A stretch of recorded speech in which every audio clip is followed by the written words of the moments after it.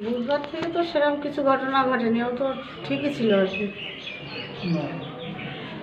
ওই সন্ধ্যার পরে কোথায় গেছিলো জানি না, এদিক থেকে সামনে থেকে এসে বাড়িতে দুটো মুড়ি ছিল আর কি, মুড়ি খেলো সন্ধ্যেবেলা। তারপরে রাত্রিবেলার খাবারটা বললো যে খাবো না, নেমন্তন্ন আছে। এই নেমন্তন্ন খেতে গেছিলো আমাদের এখানেই একটা বাড়িতে, কালী পূজা হয়েছিল ওইখানে। ওই নেমন্তন্ন খেয়ে আসার পরে থেকেই ওরম হয়েছে, তাছাড়া বেশ সুস্থই ছিল। মানে বলছেন মঙ্গলবার রাতেই অসুস্থ হয়? মঙ্গলবার রাতে, হ্যাঁ ওই ভোরের দিকে আর কি। আচ্ছা, ওই আপনার হবে তখন 2:50 হবে। আমি উঠেছিলাম সেই সময়, ও উঠেছিল, উঠে বাথরুমে গেছিলো। তখনই বুঝলাম যে কল ছেড়ে দিয়ে ও কী করছে। তা আমি আর আসলাম না, এদিকে আসলে হয়তো বুঝতে পারতাম। তারপরে দেখলাম লাইটও বন্ধ করে দিল, কলও বন্ধ করে দিল, দিয়ে ঘরে শুয়ে পড়লো। তারপরে সকালবেলায় উঠে আমি এদিকে আসিনি, ওদিকে কাজ টাজ করছি, নিচে গেছি, ফুল তুলে এসেছি, স্নান করেছি, পুজো করেছি, করে এদিকে ধূপ দেখাতে এসছে। ওর ঘরে ধূপ দেখাতে গিয়ে তখন দেখছি ও শুয়ে আছে। তারপর আমার ননদকে বলছি যে ডাকো, গায়ে হাত দিয়ে ডাকো। ও বলছে আমি ডেকেছি, তারপর উত্তর দিচ্ছে না। তারপরে ওর ছেলেকে ডাকা হলো, শাগনিককে, যে শিগগিরই উঠে আয়, তোর বাবা কথা বলছে না, কীরকমভাবে শুয়ে আছে দেখ। ও এসে তখন ডাকাডাকি শুরু করলো। তখন থেকে দেখলাম যে একেবারে অসাড় হয়ে পড়ে আছে, কোনো ব্যাপার নেই, শুধু মনে হচ্ছে যেন নিঃশ্বাসটাই নিচ্ছে আর কি।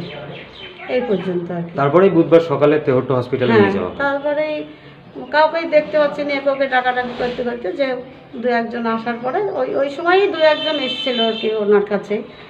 যে ওনারা সব তাড়াতাড়ি শুনে উপরে আসলো, এসে আমি বলছি যে অ্যাম্বুলেন্স ডাক, নাই ডাক্তারকে ফোন কর।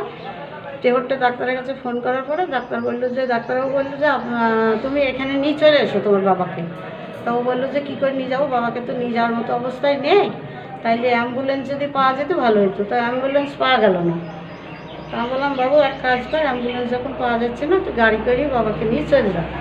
তখনই সবাই মিলে গাড়িতে ধরে তুলিয়ে নিয়ে একেবারে তেহট্ট হাসপাতালে নিয়ে চলে গেল, এই আর কি। আজকে কখন শুনলেন খবর? আজকে ওই সকালে 7টার দিকে আমি একবার জিজ্ঞাসা করলাম আমার দেওরের ছেলেকে যে ফোন করেছিস দাদাকে, বললো হ্যাঁ করেছি, একই অবস্থায় আছে তাই বললো। যে দাদা বললো পরে প্রেসক্রিপশনগুলো অন্য জায়গায় দেখাবো, বাবার রিপোর্টগুলো তারপরে ঘন্টাখানি পরে আমার ছোট মেয়েকে ফোন করছি যে মা ভাইকে ফোন করেছিলাম, তো কাকাকে দেখতে যাবো। তা ভাই বললো যে এখন আসিস নি মেস দিয়ে, এই সময় দেখতে দেবে না, তুই কালকে সকালে আসিস বলে ভাইও ফোন ছেড়ে দিয়েছে। তাহলে কাল সকালে আমি যাব। 5 মিনিট পরে আবার ফোন করছি, মা ভাই ফোন করেছে কাকাকে। তাপসবাবুর এই বাড়িতে আপন বলতে তো আপনি? হ্যাঁ আমি আর ওর ছেলে আছি দুজনা। বড়- হ্যাঁ ওর মেজদা মেজি বৌদি কল্যাণী থাকে, আর ছোটটা বেতায় থাকে, ছোট ভাইয়ের বউ, তার 2 ছেলে মেয়ে, ওরা বেতায় থাকে।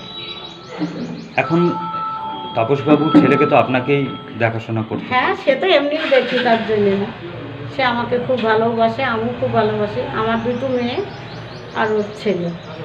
তা আমি দেওরের ছেলেকে নিজের ছেলের মতোই দেখি আর কি, সেও আমাকে খুব ভালোবাসে।